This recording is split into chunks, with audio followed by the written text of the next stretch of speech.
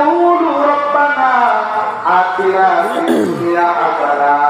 আল্লাহ তুমি আমার দুনিয়ায় শান্তি দাও, আখিরাতে শান্তি দাও, ওয়াকিনা আখিরাতে হাসানা ওয়াকিনা আযাবান্নার।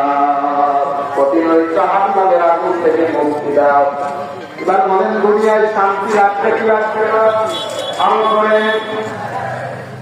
দুনিয়ায় শান্তি পেতে হইলে কি করা লাগবে সেই সম্পর্কে একটু কথা বলে শোনে। দুনিয়ায় শান্তি পেতে হলে 1 নাম্বার কোরআনের হেদায়েত পাওয়া লাগবে। কিসের হেদায়েত? আরো করে আমি আবারও বলতেছি, আমার কথা আমি বুঝতেছি না, আপনারা বুঝতে পারছো?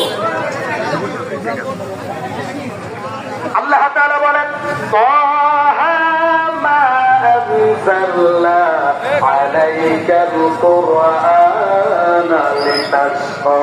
চিৎকার মেরে বলো আল্লাহু আকবার। আমার এখানে কোনো ফাল কথা বলেন না, শুধু কোরআন তো কোরআন খালি খালি করতে। এই কোরআনটা আমি কি জন্য নাযিল করেছি বান্দা জানো? এই কোরআনটা নাযিল করেছে একমাত্র মানবতার হেদায়েতের জন্য। ভিডিও কথা নাই, হেদায়েতের জন্য বুঝে। কিন্তু এই কোরআন নিয়ে এখন তাবিজ নিয়ে ব্যবসা চলে।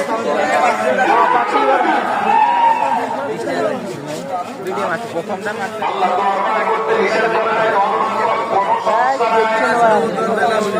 কোরআন নিয়ে যদি সন্ধানী করো ওই দরবার জনগণ মেনে নেবে না, ঠিক কিনা? কারণ এই কোরআন দিয়ে দরবার সাজানো লাগবে, কোরআন দিয়ে সমাজটারে সাজানো লাগবে।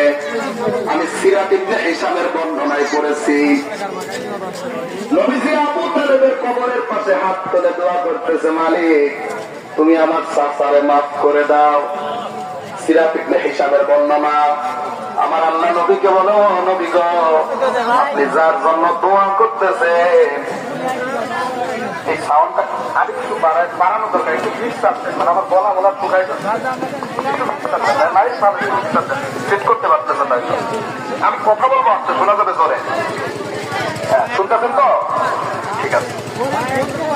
সিরাত ইবনে হিশামের বর্ণনা, নবীজি আবু তালেবের কবরের পাশে হাত তুলে দোয়া করতেছে, আল্লাহ বলতেছে আমি দুইটারে হাতে নিয়েছি, ও নবী গো আপনি যার জন্য দোয়া করেন তো জাহান্নামী। একটু আওয়াজ দিয়ে বলেন আবু তালিব জান্নাতি না জাহান্নামী? আবু তালিব নবী দোয়া করতেছে, কাজ হচ্ছে না। আর এই দিকে শিকার বাদবার মরে যায়, সত্যটা গরু জমাইতে মিলাদ যায়, মনে হয়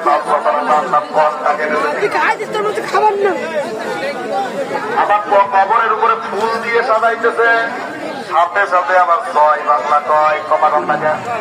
আজকে শুনলাম